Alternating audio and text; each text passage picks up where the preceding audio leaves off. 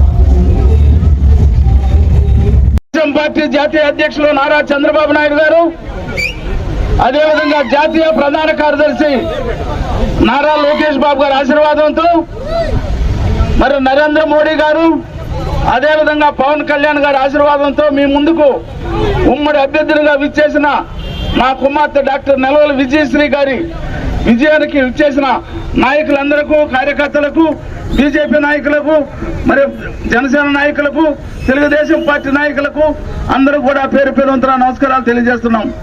ఈరోజు నాయుడుపేట పట్టణంలో కని విని ఎరుగని రూపంలో మరి ఈరోజు ర్యాలీ జరుగుతూ ఉంది. మరి మీకు అందరూ కూడా తెలుసు, మన అందరి ధ్యేయం ఈ రాష్ట్రంలో నారా చంద్రబాబు నాయుడు గారిని ముఖ్యమంత్రి చేయడమే ధ్యేయం. దానికి బీజేపీ నాయకులు, అదేవిధంగా జనసేన నాయకులు అందరూ కూడా సహకరిస్తూ ఉన్నారు. అదేవిధంగా అక్కడ చంద్రబాబు నాయుడు గారు ముఖ్యమంత్రి అవ్వాలంటే సూలూరుపేట నియోజకవర్గంలో డాక్టర్ విజయశ్రీ గెలుపొందాలని చెప్పని కూడా మీకు మనవి చేస్తూ ఉండా. మనం అందరం కూడా కలిసికట్టుగా సమన్వయంగా పనిచేసి 3 పార్టీలు కూడా ఒకే తాటి మీద నిలబడి తెలుగుదేశం పార్టీ అభ్యర్థిని, అదేవిధంగా బీజేపీ అభ్యర్థి డాక్టర్ వరప్రసాదరావు గారిని ఇద్దరిని కూడా గెలిపించాలి. ఒక ఓటు సైకిల్, ఒక ఓటు కమలానికి వేసి అత్యధిక మెజార్టీతో ఇద్దరిని గెలిపించాలని చెప్పని కూడా కోరుకుంటూ సెలవు తీసుకుంటాం. జై హింద్, జై చంద్రబాబు. డాక్టర్ నెలవల విజయశ్రీ, నెలవల సుబ్రహ్మణ్యం గారి అమ్మాయిని, అలాగే మన మంత్రివర్యులు పరసారత్నం గారి కోడల్ని,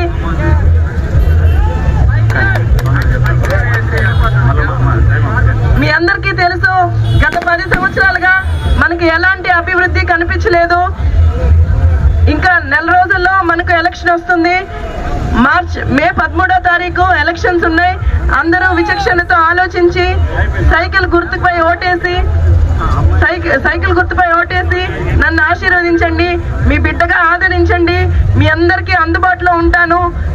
పెద్దల ఆధ్వర్యంలో అన్ని పనులు మీకు చేసి పెడతాను. ఆశీర్వదించి సైకిల్ గుర్తుపై ఓటేసి, అలాగే కమలం గుర్తుపై ఓటేసి వరప్రసాద్ గారిని కూడా గెలిపించవలసిందిగా కోరుతున్నాను.